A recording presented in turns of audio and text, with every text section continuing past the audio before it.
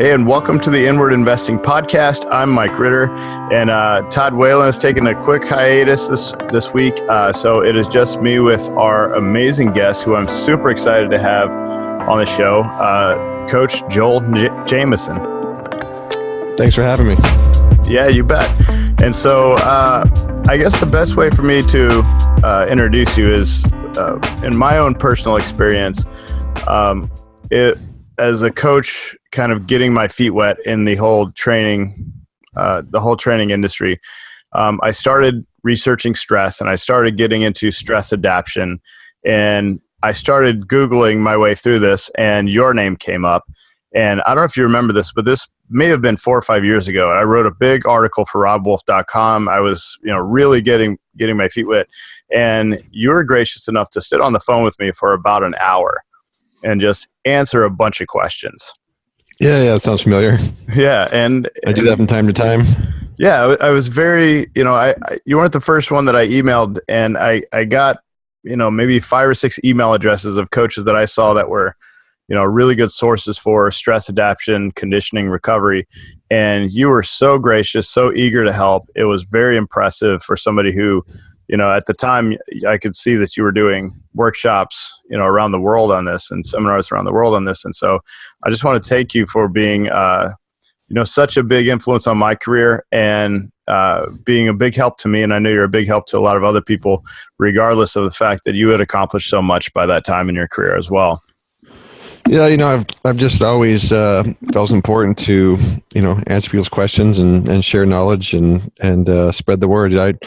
I got started at the University of Washington, and there was a guy there named Bill Gillespie, and he'd been a strength coach for, 20 plus years at a time, and was multiple-time world record holder in powerlifting. I was a little young intern at the University of Washington there, and I would sit in his office, and he would talk to me and answer questions, and do this for hours and hours. So I've always just believed from an early point in this field and career that knowledge is important, and sharing it is really the only way to push the industry forward with that in mind. I spend a lot of time answering questions and just talking to people.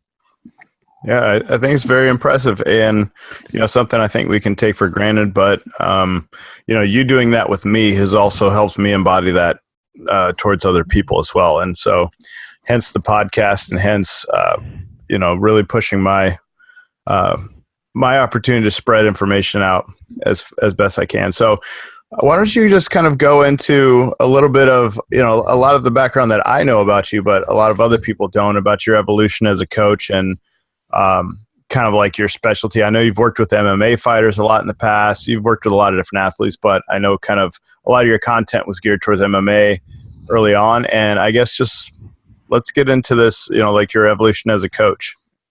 Yeah, it's definitely been an interesting journey, to say the least. I started out, as I just mentioned, at the University of Washington back in the early 2000 era, just working under Bill Gillespie, mostly interning in the football side of things. And like a lot of strength coaches, I was focused heavily on strength. That was really where I spent a lot of time learning. Conditioning was not something I knew a whole lot about. You go out and run gassers, and that's conditioning, right? That was my take on it back then.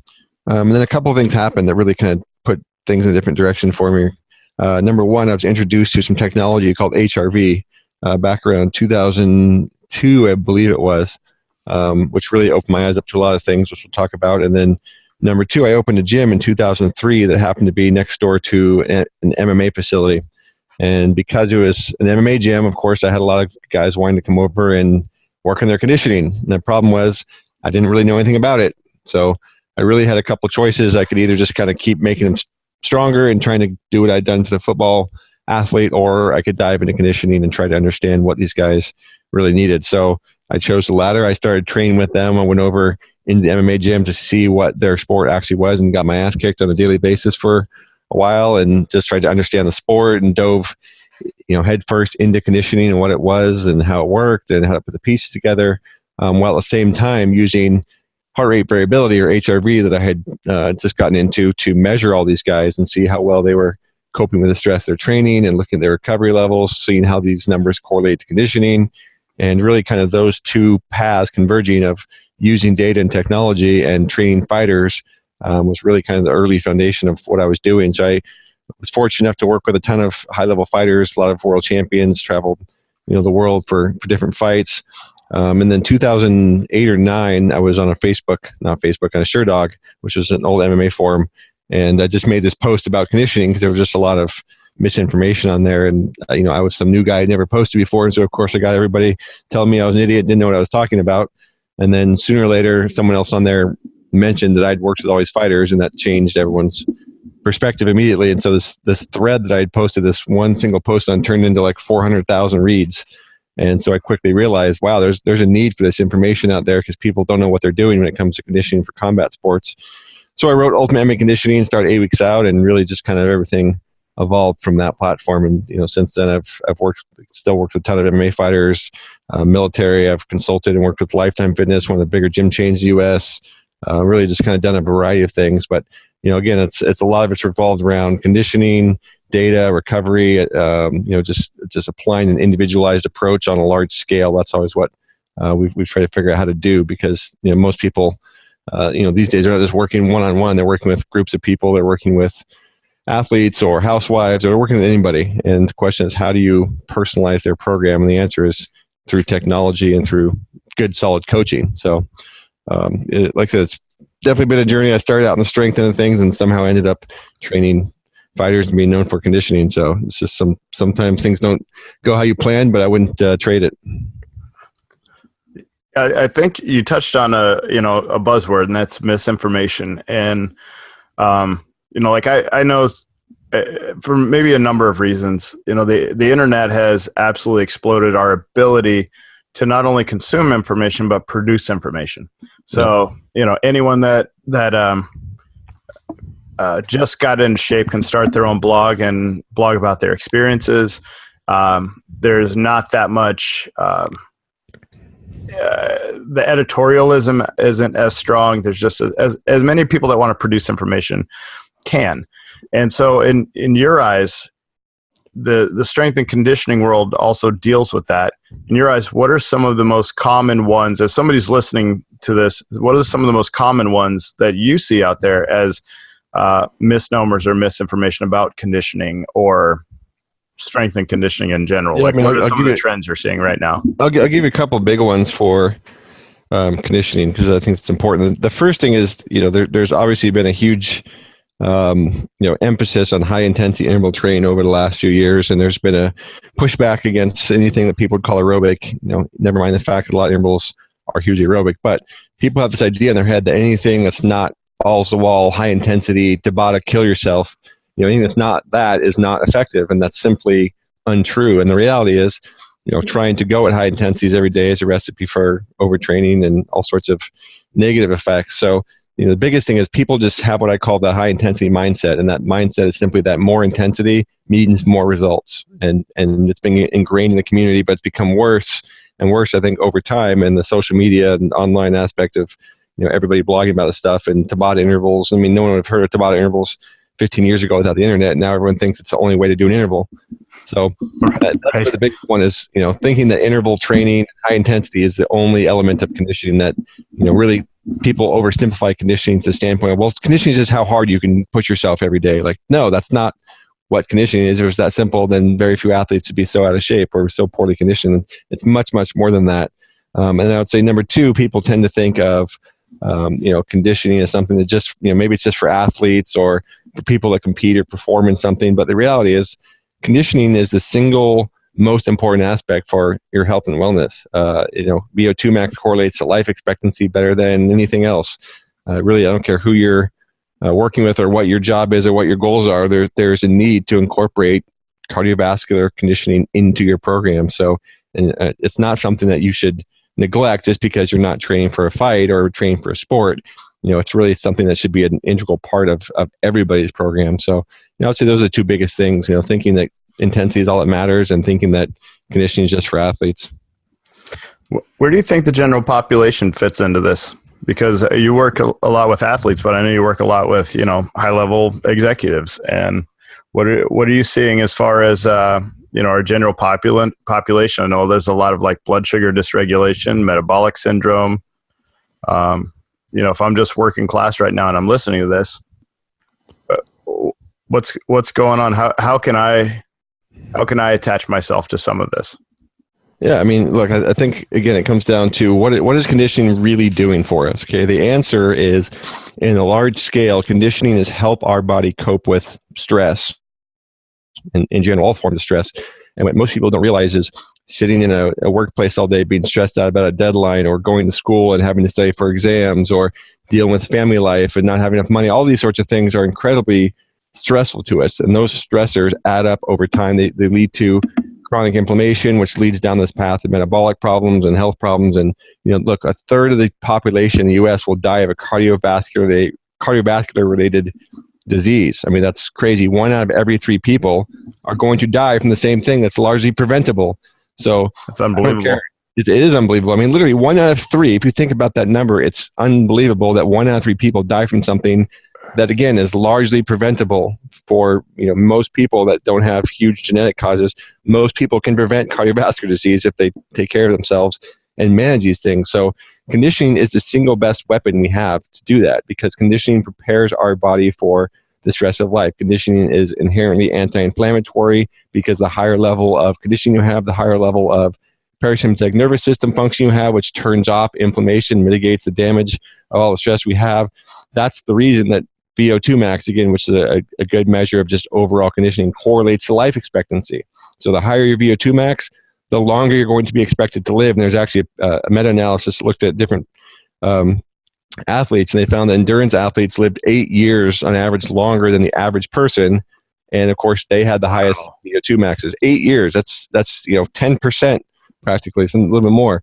So it's hugely important that, if your goal is just to live longer or live better and feel better until you do get to old ages, you need some form of conditioning. So whatever that looks like depends on the person, but to only go to the gym and lift weights, you're missing the biggest part of what this what the gym can do for you.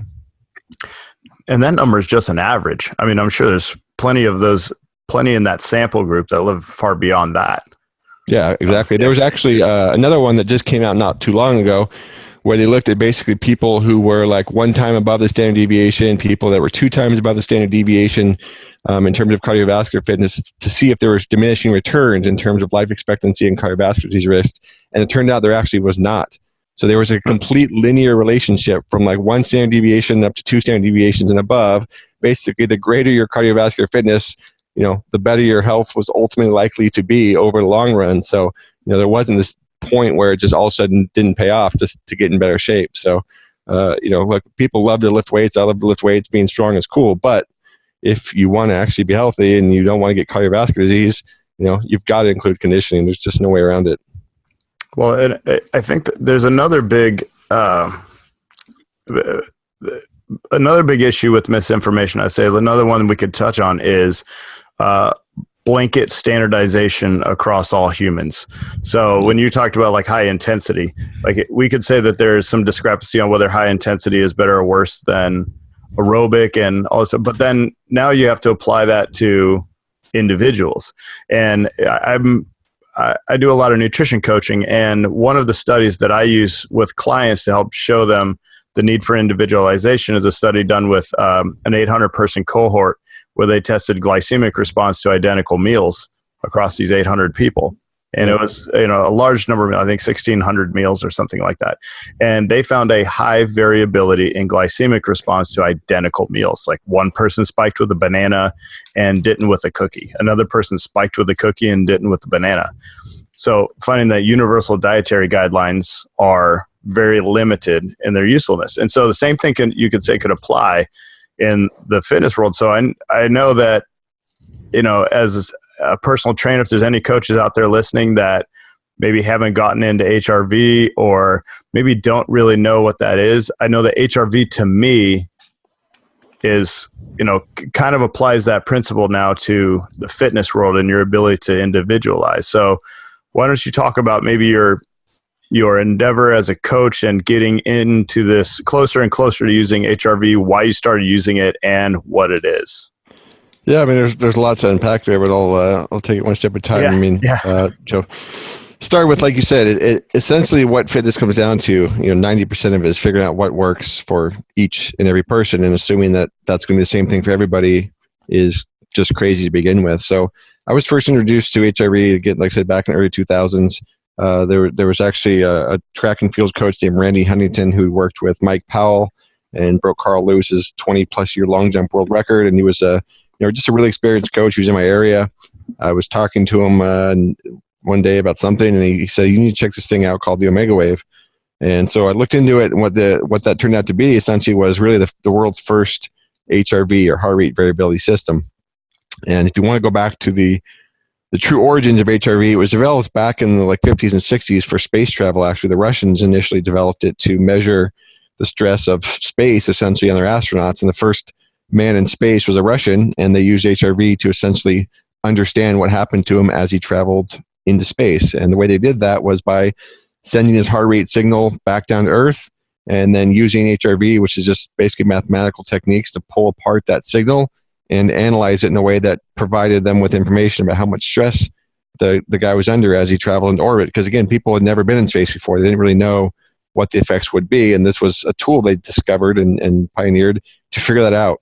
So you fast forward, 50, 60 years, and I was introduced to it, again, by a Russian who had developed really the world's first HRV platform that was for coaches, because up to that point it had been used primarily in medical research and space research and all these sorts of things. It wasn't available to the sports and fitness world. And these Russians had developed this system for that purpose. So the problem with it was, at the time, it was $35,000. It was incredibly expensive. It was cumbersome. It wasn't easy to use. It was lots of data and very little, information with what to do with that data. And, once I saw it, I realized this thing is the future, because the idea of being able to look inside someone's, physiology and understand how my training was impacting them was just too good to pass up. Once I realized that's what it was doing, I had to have it. So I started using that, with everybody I was training, and really the first thing that jumped out at me from the very start is exactly what you said, the inherent differences from one person to another. I could put two people through literally the exact same workout, and these people might look similar, on the outside. Maybe they were same age, maybe they seemed about the same strength level or same level of fitness. But then the next day when I'd look at them, they would look completely differently. One person might be well recovered, the other person might be totally trashed. And I'm sitting there going, well, what's going on here? They did the same workout. They seem like they're in similar shape. Like, why would there be such a difference here? And, I would see, another person come in, we do a really light workout. Again, next day they would look completely fatigued. Like, how did this happen? We did a very light workout. And really what you just find is all the variances that occur from genetics and lifestyle. I mean, your training is only one piece of the puzzle. It's how did the person eat? How much stress are they under at work? How much sleep do they get? What was the quality of their sleep? What are their genetics like? There's just so many variables from one person to the next that, you're essentially just guessing if you put someone through a workout and think you know what's going to happen to them, because the reality is all the things that happen in the other 23 hours a day derive results far more than the things you did with them in the gym during that 1 hour a day. So HRV really just introduced me to that, exact principle of individuality and realizing that everybody is different, and there are no two people that are going to respond the exact same to the same workout. So again, if you're not looking at that and trying to objectively measure and gauge it in some sense, then you're essentially just left to guess. But really, once I started using it, it just became indispensable. And the more I learned, the more I figured out how to simplify it and take the information it's providing and turn it into something that was useful. So I developed my own version of HRV in 2012. It was, I believe, called BioForce HRV. And this is where, instead of going from $35,000, it was $200 at the time. It was something you could use in your mobile phone versus a laptop. So it was really one of the earliest consumer wearable, fitness devices out there. Used that for several years, learned what worked, what didn't, and then really kind of took things to the next level with my new product Morpheus last year. And really the goal was, take HRV, which is really just a number, and help people translate that into what should I do in the gym today. So as you know, Morpheus takes your HRV. It also looks at your activity and sleep, your training, all these other things, and gives you a recovery score. And then from that, it gives you heart rate zones that are appropriate for you on a given day. So it just helps people dial in their training. It helps them understand the impact of sleep and stress of daily life and nutrition, all these sorts of things, and it just helps them translate their individual lifestyles into a more effective, more personalized training program. So, that's kind of the big picture there of HRV. Like it's if you really want to dig into the science of it, it's essentially looking at how the body is responding to everything. It's looking at the autonomic nervous system, which is what controls essentially your internal function of all your organs to make sure you stay alive. And we're looking at, one branch of that system to understand, what is the body actually doing in response to what you're doing to it. And it's just incredibly insightful and powerful because, again, it shows you the impact of all these things that we do on a daily basis that add up to, the end result that we see, which is, how we feel, how healthy we are, how we perform, how we're able to cope, and, whether or not we live or die, all those sorts of things. So, it's the single best metric that we have, I would say, to actually understand, again, that big picture of how are we actually responding to everything we're doing to ourselves. And say I just got a gym membership and I'm going to the gym every day, and somebody mentions this HRV thing to me, or I'm listening to this podcast and kind of interested, but it's another $150 or something. Well, why can't I just listen to my body? Like, why? Where's that disconnection between? Sure. There's a couple of things. First, we have to understand our basic biology. If you go back to the fundamentals of evolution and what drives that, it's survival. Okay, so our bodies and a lot of our behaviors, in fact, the majority of our behaviors are driven around survival. Okay, now what do you think would happen if you went back, a few thousand years and you had some, Neanderthal who is 280 pounds with 4% body fat? How long would he last in a famine? Not very damn long, right? Not much. Not much. Okay. Yeah. Our bodies are designed for survival, and that survival means right now. So we're not hardwired to be lean and strong, and that's a very inefficient way to survive. To have big, huge muscles that require a ton of energy, to not have fat stores. None of those things are advantageous for survival. So, a lot of our innate drive in our biology pushes us away from what we consider modern day fitness. We're really not hardwired to live that way. And if you look at this country, why is a third of them or more, 40%, obese? Because we are programmed to store fat and not expend a bunch of extra calories. And you take people in the gym, and sooner or later, as results start to diminish or plateau, their brain at least goes, why am I doing all this work? I'm not getting any rewards for it. I'm going to stop doing this. This is a bad idea. So, really the number one thing is just our natural instincts and our behaviors are not necessarily, pushing us towards the optimal path of fitness or health and wellness. So we're just not hardwired to have this like innate sense of exactly what we need to get in great shape, because again, getting in great shape is not really conducive to survival back in, how our biology was developed. And then the second thing is just, you have that one underlying, drive, and then you have the second, which is society's drive, again, telling you, more intensity is better, more intensity is better. So you have these weird competing drives of our innate biology telling us, why train if you're not seeing any results, combined with, the internet and Facebook telling you should kill yourself every time you're in the gym. So to be able to sort through that and actually, understand what's really going on inside by just feeling is something that the vast majority of people just can't do. Their instincts lie to them. Their biology is pushing them away from the gym. Their social media is pushing them into the gym too hard. There's all these competing influences that really just make it impossible for somebody to get to the bottom underlying, idea of what's appropriate for them on any given day.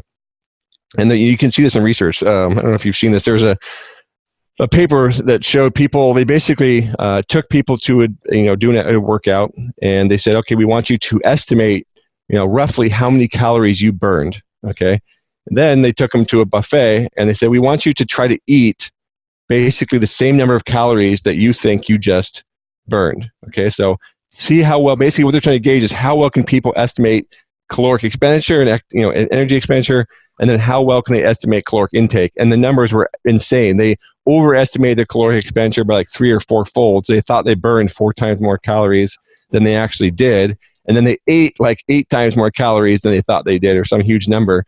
So we're not innately good at estimating these things and figuring these things out with what our bodies actually do. And it's just not something that most people can do well. So, again, if just training by feel was the best way to do it, then, you wouldn't have 60, 70% of the population, totally out of shape. we're not driven towards that. Right. And now I understand that there's also a disconnect between the actual stress on our body and our perception of that stress on the body too. And you could probably explain this a little better than I can, but I know there's like an underlying principle that I believe was in Why Zebras Don't Get Ulcers, or maybe it was another book called Squat Every Day. But one of those, they compared our stress response to exercise as our stress response to getting sick. So there are some people, when you get sick and you kind of get the flu aches or whatever, some people just, really milk it. And you just kind of lay on the couch and lay around all day. And then there's some other people that stress and the soreness threshold doesn't really bother them near as much as somebody else. So if you take somebody that is going through any conditioning program, perceivably, they may be able to power themselves into a pit of what I guess would be considered overtraining much easier than somebody else who is maybe more stress sensitive and not able to push themselves through points where maybe they should. Yeah, I memean, again, it really just comes back to what we've talked about, the individual aspect of, of everything. How we respond to stress is very pre-programmed, and I'm not sure what exactly in those books you might be talking about, but there's something interesting that occurred to me. There was a study. I'm not sure if you're familiar with the Dutch hunger famine. This is essentially looking at. So they essentially looked at when the Germans starved the Dutch back in World War II. There was a period of about 6 or 9 months where there was massive, widespread famine, and thousands and thousands of people died, which is obviously tragic. But what they did was they looked essentially at the follow-up period of babies that had been in the womb during this period of famine. And what they actually found, this is something that Sapolsky talks about, Why Zebras Don't Get Ulcers, is the babies that were in the womb were exposed to extreme stress in the form of starvation.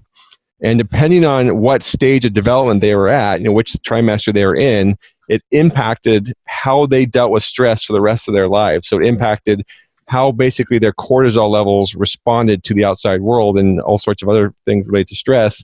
And you saw these massive changes in cardiovascular disease, massive changes in diabetes and obesity, and all of these things literally based on how much stress and when they've been exposed to stress during prenatal development.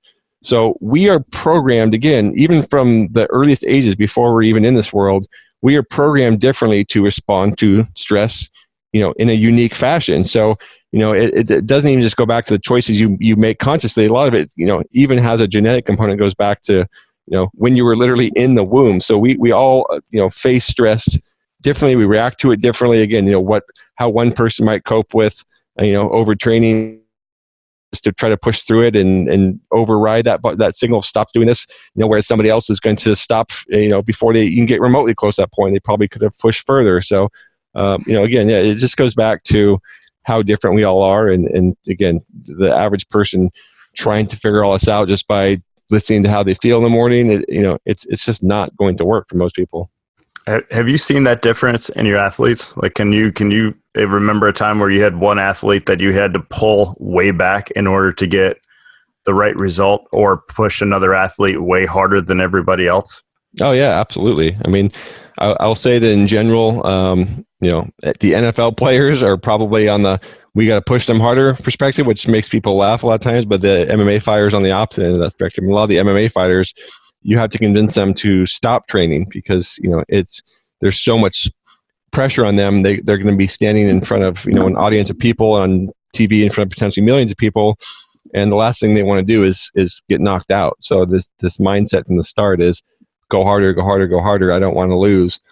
Versus the NFL guy who's in a team with 11 players in the field and his team, it's a different mentality. So just in general, I would say athletes in different sports, have different mindsets, and then each athlete within that sport can have a completely different, reaction and mindset. So absolutely, you see it all the time. It's something that's part of coaching. You kind of have to figure out how each person works and figure out, what they respond well to over time. And that's what coaching is all about. And I've noticed through using Bioforce, I went through my own experiment with it, and I purposely tried to tank my HRV and just tried to go as far as I could and just see what happened. Sure. And I'd read your book on how to, adjust programming and this and that. So I basically ignored all of that advice and just pushed as hard as I could for as long as I could. And I noticed there was a period though of training where I felt terrible. Like I felt like my, I think it was 2 or 3 days in a row, just full body workouts, just crushing myself. And then my HRV kept going up. And then I would actually go through another workout to try and, push myself again to as high of an intensity as I could. And I performed well. And it was very surprising to me that, and I'm not advising that other people do that, but I know that there was a point where I was surprised at how my body responded to training versus how I thought it would respond to training. And again, that was a short period of time, but I was very surprised at the outcome where I would have assumed, to give myself a break during at least that period. But at that point, my body could perform a lot better than I perceived or assumed that it would. Yeah, I mean that's not too surprising. Like I said, I think you find that really high level athletes that have just been training their entire lives are tend to be fairly well in tune with what their body's capable of and what it's not, because they've pushed it to the limit and they've kind of found those edges. They've gone through periods of very high force training intensities. They've kind of been through all these different experiences, learned on the way. But most people, again, they really don't have a good sense of what is appropriate, or what's not. If they purely go by perception, a lot of times, like you found out, it's not always accurate. So, again, that's really the value of using HRV and tools like it, is just to have some objective data to see how you differ and what makes you unique, and to learn again, what are your body's limits, what levels of intensity and volume do you respond best to, what types of training, is appropriate on a given day. And all those sorts of questions, again, are just left to pure guesswork if you're not using any sort of data at all to try to gauge that.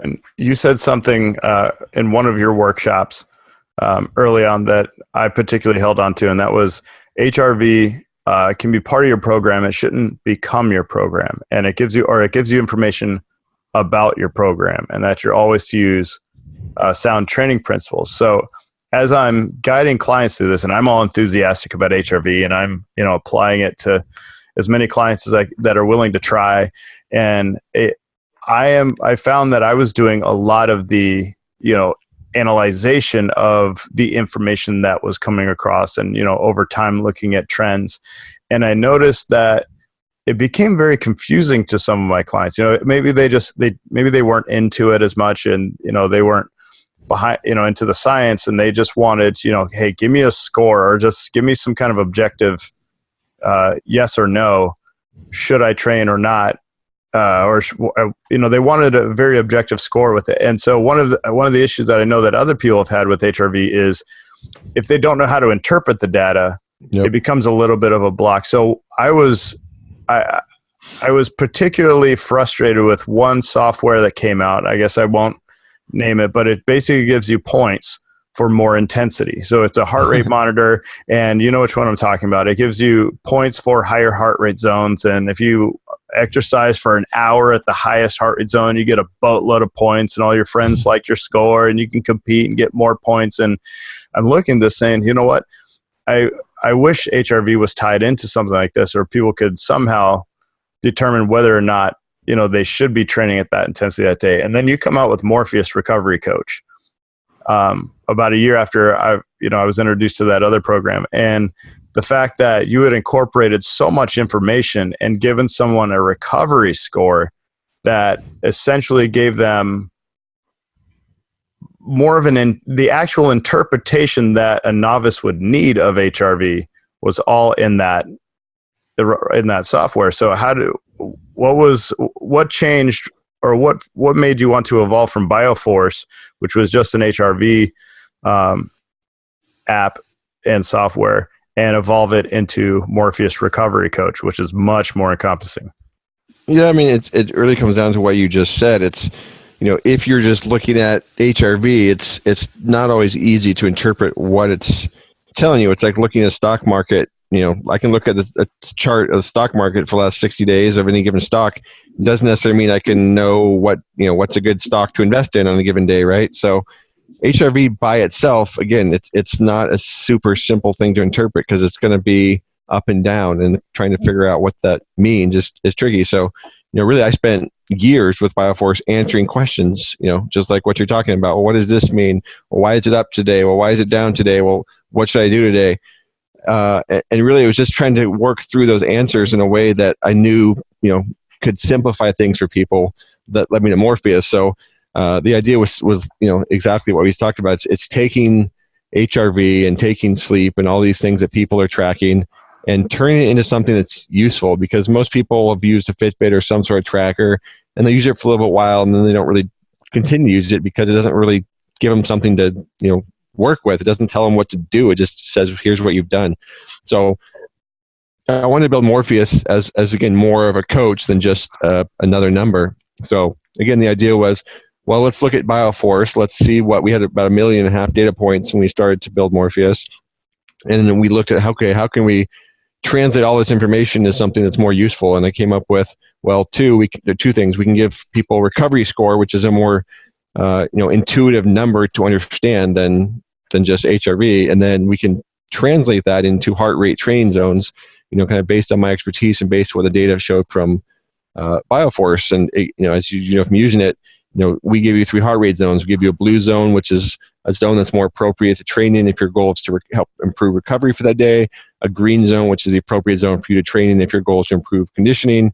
And then a red zone, which is really your overload, your highest intensity zone, which may or may not be appropriate to be in depending on the day and goals. So we just give people these personalized heart rate zones each day based on, all those factors that have driven their recovery. So, really this is the first step. The long-term goal is to then take actual programs and give people programs themselves that will automatically adjust, based on what their recovery and Morpheus sees. But really the first step of just giving people a very easy metric to understand, a recovery score, and then giving people something easy to translate in the gym, a heart rate zone or 3 heart rate zones.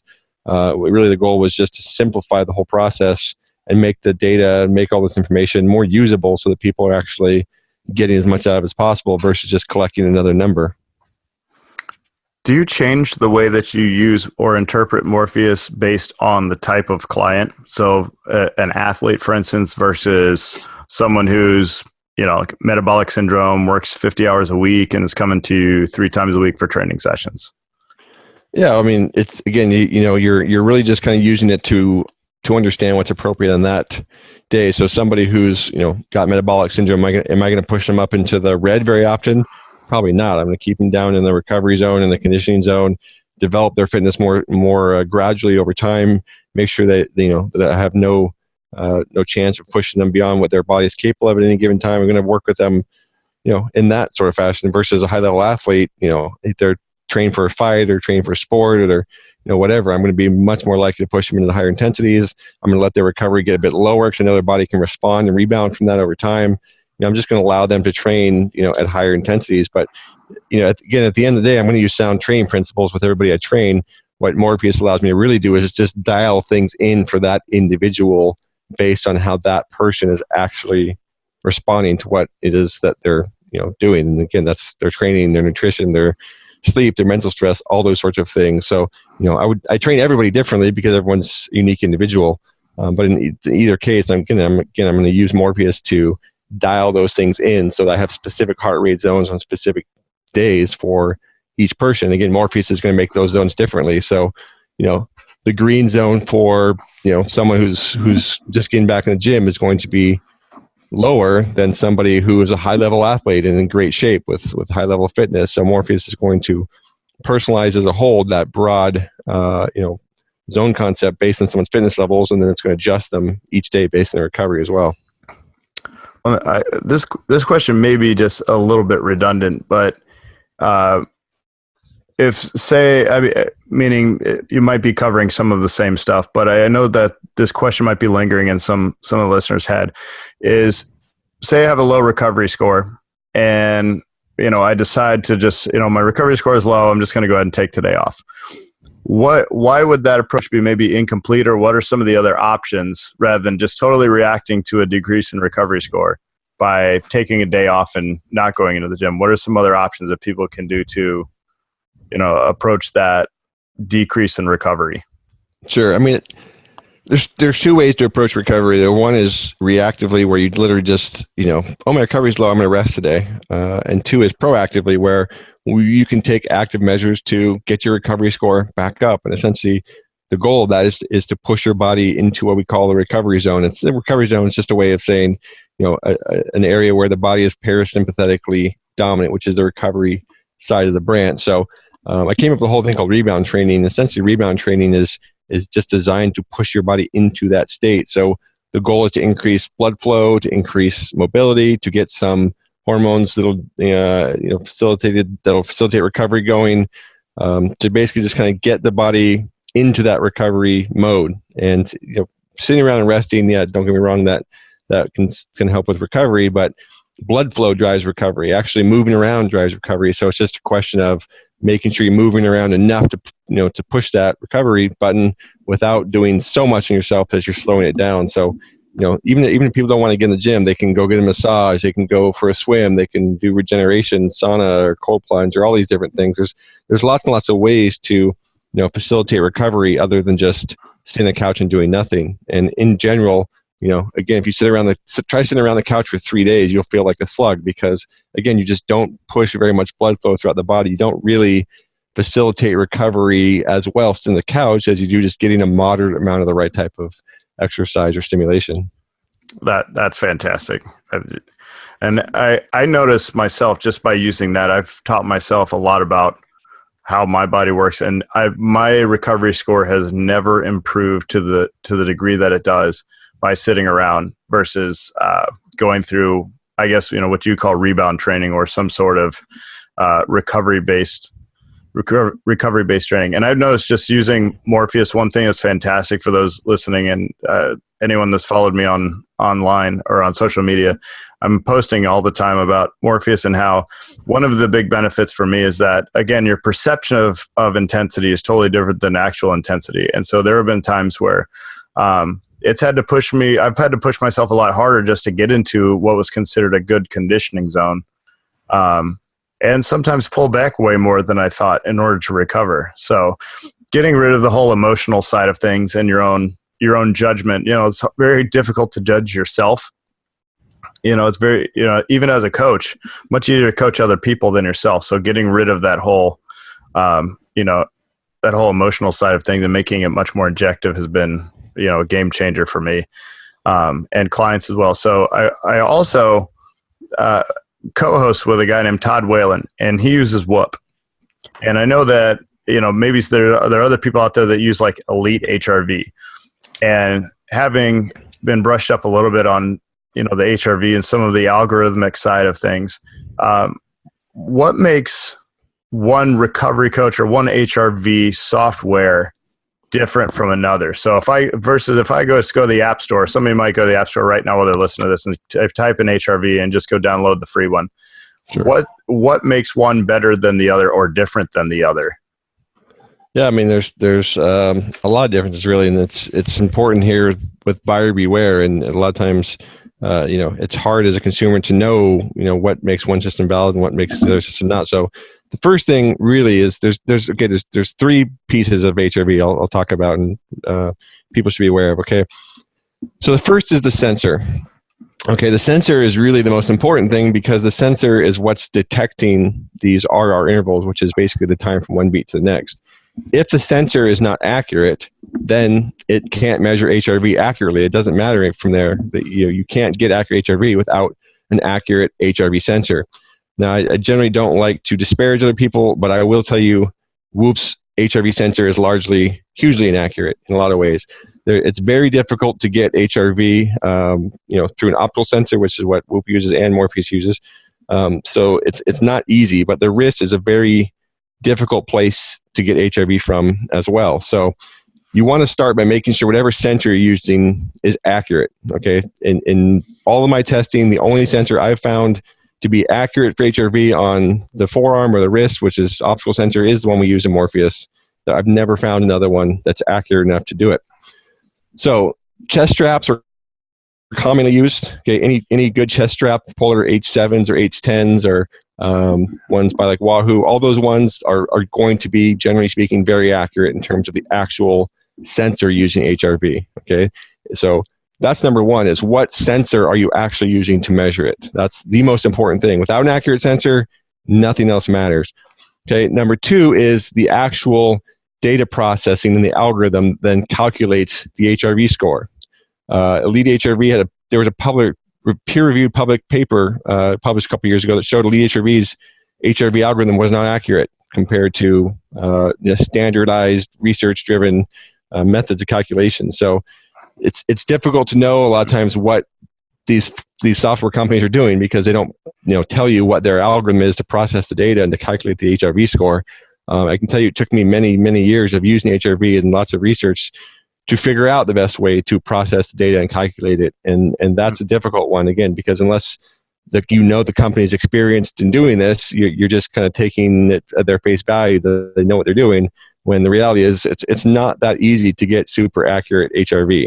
It really isn't. And then three is, what is that data? What are they doing with that data from there? Aside from just displaying the HRV score, how are they interpreting it to give you something more than just the HRV score? Or if they're giving you, like Morpheus or recovery score, or Whoop recovery score, where did that come from? What was the knowledge or expertise that was used to develop that? Okay, recovery score itself isn't some standardized thing that there's just mountains of research on how to calculate this thing. I use essentially 20 years of coaching experience and 1.5 million data points from Bioforce to figure out how to calculate a recovery score for Morpheus, and now we're reviewing tons of data to improve the algorithm over time. So you've got to look at, where did this number come from? Is there any data to support this company's HRV to begin with, or is there any, what is the knowledge and the history and expertise behind these companies that are developing this sort of stuff? So HRV is not like activity. Okay, activity is a fairly straightforward measure. Activity is a whole lot more difficult to get accurately, and then recovery on top of that, is largely an expert-driven thing at this point. That we're trying to figure out as we go along. So, I just think it's difficult, like I said, for most people to realize all these differences. But if you just go download some free HRV app, the odds of that being what it needs to be for you to really get the most out of it, are not spectacular. And even products like I said, Whoop is expensive. And I can tell you from extensive testing, it's totally inaccurate. It's just simply not accurate. There's very little good research out there to measure HRV all day long, because you have to be still to measure HRV. You have to be in the same position over time to compare your HRV score to see the differences from one day to the next. As soon as I stand up and walk around, my HRV score is worthless, totally meaningless, because I'm getting all this noise in the system. It doesn't mean anything. I have to be in a stable, relaxed position to get a meaningful HRV number. So there's almost no data out there in 24-hour HRV like a Whoop. There just isn't, because it's not useful. It's just noise in the system. You don't see any information that's valuable there. So I have no idea where they developed their algorithm from. And there's zero research on it published whatsoever. So it's hard to say, but I would just say buyer beware, in the sense of the people that develop the system or the app or whatever it is you're looking at. You need to have some credibility there, because again, this is not as simple as tracking how many steps you went in a day. There's a whole nother layer of complexity on top of that. So, just be aware of the quality of the company that you're dealing with, and whoever developed it is really probably more important than anything else. But, starting with the sensor, from the data processing into the actual algorithms, there's a lot of expertise that goes into all that. Well, I can tell you that even Bioforce specifically has been used by a lot of different professional sports teams. And I particularly know one person, you may not know this, but I know one person that worked with a Major League ball club, or in their system, that was trying to get HRV predominantly used throughout the minor leagues. And a lot of times they'll test a lot of things in the minor leagues before they're bringing them to the major leaguers. And it was such a good predictor of future health and performance for athletes that athletes actually started refusing to wear them. This particular strength coach was telling me that athletes refused to wear them because of their agent's request, because they did not want that data used in future contract negotiations. Yeah, there's definitely been some pushback. I've seen that as well. Just a few different NBA as well. I mean, players in general, whose livelihoods depend on their future production, right? Like, I'm not paying you for your production. I'm not giving you a 4-year contract for what you did now. I'm giving you a 4-year contract based on what I think you're going to do in the next 4 years. So if you have all this data that shows like, hey, this guy is starting to slide downhill, you could cost that athlete millions of dollars. And by the same token, athletes don't want their coaches to see they're up until 4 a.m. last night when they probably should have been in bed. So yeah, there's definitely been a pushback from the elite athlete community because, again, a lot of this data does help coaches understand what's going on, and it can help you predict, what what someone's career is going to look like. And there's a guy, Dave Tenney, who worked at the Seattle Sounders for a long time, who's now down in the NBA. He was kind of one of the early team coaches I worked with, and he was just getting into HRV, and I worked with him for a while, and he developed some pretty complicated but very valuable models of. He essentially would compare the stress of a game to the stress of everyday practice, and could give people. He essentially could give his coach a probability of injury percentage. Like, this guy's got a 3% probability injury, or this guy's less than 1% probability. He could essentially boil it all down to what's the likelihood on a given day of someone suffering some sort of injury. And of course, this was all driven by HRV. So, again, it's absolutely accurate when it's measured properly, when it's done, using the right data processing algorithms. It's extremely valuable. And saying it's accurate. It's good at calculating all these things and giving you, again, probabilities. It doesn't mean that if someone's probability of injury is higher, they're going to go out and blow their hamstring off. It doesn't mean that. It means the probability, is higher than it should be on that given day. It doesn't mean it's a given. It just means they're more likely than they would have been if the recovery and HRV was in a different state. Yeah. And right now, agents are not a big fan of using future potential in the contract negotiations. No, I mean, absolutely not. You can, like I said, you can understand these guys because, again, you can see it. I can see it. I've seen it 100 times. You can see guys start to recover slower. You can see guys starting to just wear down over time. And that's, you're going to see that starting to happen in the data before you necessarily see it happening on the field. So you can understand, again, why you don't want to give these guys millions of dollars if they're not going to be able to play well. And you can understand why these guys want millions of dollars, even if they'll start. In fact, that's usually they want the most money is when they know their time is limited because they've only got a few years left. They want to try and maximize it while they can, which is understandable, on both ends. So, we'll see where it goes in the future. I think in the end, the players have quite a bit of leverage, and it's pretty hard for the owners to force people to wear this sort of thing. But it's definitely it's interesting to watch. Well, I hope that Morpheus catches more eyes, and I know that you're constantly evolving it. You're coming out with new monitors and new systems, and you're trying to expand it to larger scale. And if anyone gets anything out of this, it's number one. You can't just go by feel. Having the subjective measure actually improves your results, and also you don't get the diminishing returns over time, especially if you're getting older and you're kind of just, again, casually, or even if we have older guys that jump into things like CrossFit, and whether you like it or hate it, you're jumping into an intense training program and having no idea how your body's actually responding to it, and this could save lives. Absolutely. So real quick, I know we have just a couple of minutes left. I want to change gears just a little bit. And I go through this portion with every guest. And every guest that I've had on here, I consider someone that's exceptional in their field, very driven, driven in business, driven in personal life. There's a lot of type A personalities here.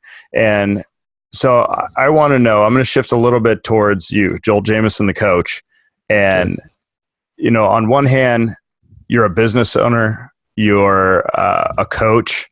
I'm sure you follow through with your own programming for yourself, trying to keep yourself in shape. What boundaries have you set up in your life to make sure that you stay on the rails, to make sure you actually get to focus on yourself as you have plate spinning in 10 million different directions? What are some guardrails maybe you've set up in your life? Maybe you get off work at a certain time. What are you saying no to these days? What are some bits of wisdom that you found as you evolve in your own career just to make sure you don't fall into a pit of misery?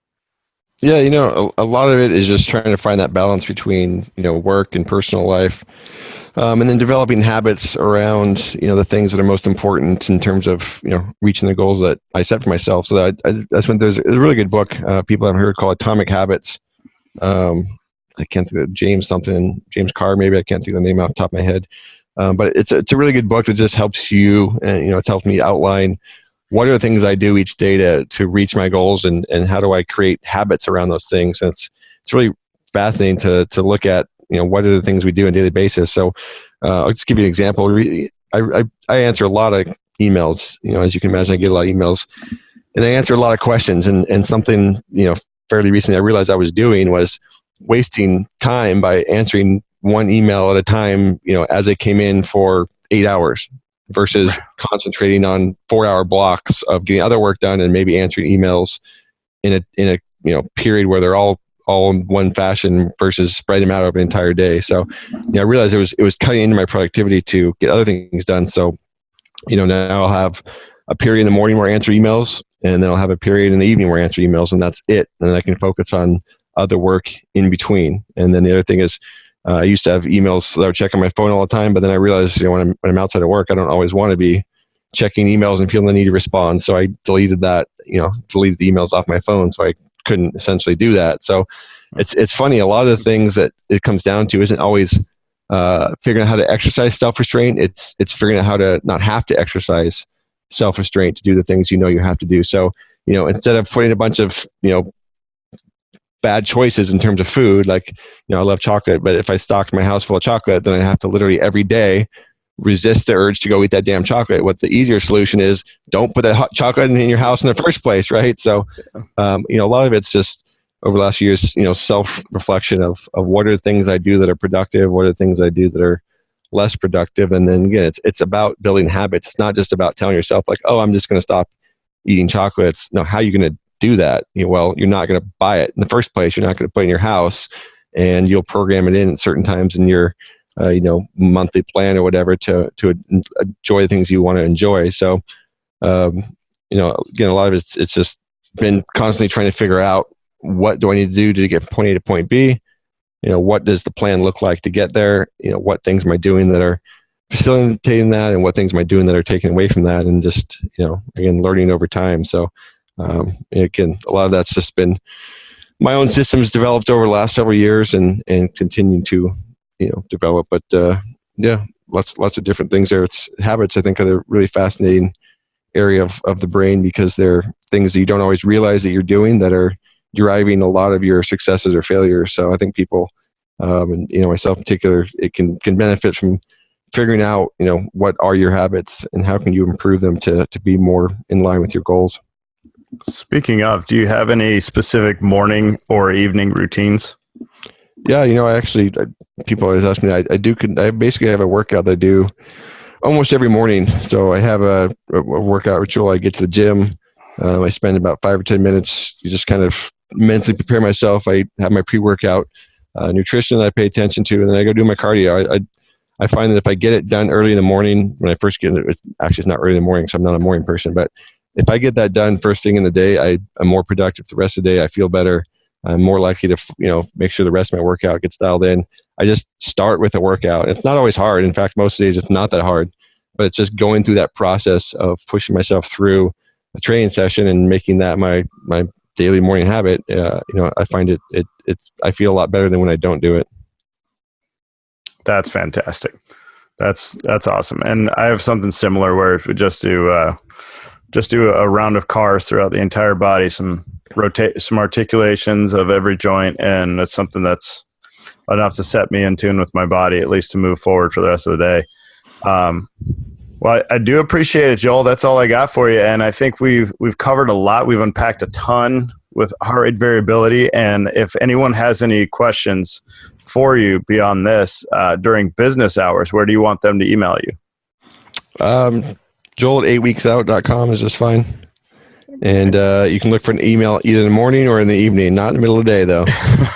and if they want to know more about Morpheus, I'll go ahead and put a link in the show notes. This will be at inwardinvesting.com/blog, and I'll put a link there. And I guess do you have any other last words of wisdom or any notes about Morpheus or? Anything else? Any closing thoughts? I'll just kind of give people a quick update. If Sure. they do if they go to learn more about Morpheus, we're essentially in between products right now. So as you know from using our first band was our Morpheus recovery band, and it was meant to be used just to measure HRV in the mornings, and you really didn't use it during training. And the good thing about that was, again, you didn't have to wear it 24 hours, but what we realized was it made you have to use your phone to see what zone you're in for that given workout. So our new band, we call the M5, is going to actually have a little display on it. It's going to show you your colored zone and your heart rate and just make it a lot more fun to work out with. Now, the unfortunate thing is we're not going to have those for a couple of months. So if you get all excited about this sort of thing and you really like the idea of Morpheus and you go to the website, you're not going to be able to have it right now, unfortunately. But we do have them available for pre-order, meaning you can reserve one and then get them when we ship in a couple of months. You can get started with it. And again, like you said, we're constantly working to evolve and improve Morpheus. And this really the next step is having this system so you can actually see what zone you're in on the Morpheus band. And then we're also working a coaches version, which I'm really excited about, called the Grid. And it's basically a chance for coaches, trainers, therapists, fitness professionals to see, all this data that their clients are collecting in a way that's easy for them to use and adjust people's programs. So now I can actually see my clients sleep. I can see what their training was when they weren't with me. I can see what their nutrition was. I can see their activity. I can see all this data and just have more information to be a more effective coach. So, really excited about just having that in coaches' hands because it's, I've seen the power of it firsthand, but, without something like the Morpheus and the Grid, you're just, again, you don't know. You have 50 clients, 30 clients, whatever. You don't have any clue, what their sleep was last night or what they did in training when they weren't with you or any of these things. So, I'm really just excited to get it into coaches' hands. I think it's going to make a massive difference. So, those are really kind of the latest updates with Morpheus and keep it going. That's absolutely fantastic. You can put me down for both. I'm definitely M5 and the Grid. You got it. All right, brother. Well, I will go ahead and let you go, get back to work. And this has been the Inward Investing Podcast. I'm Mike Ritter, and I will see you next week.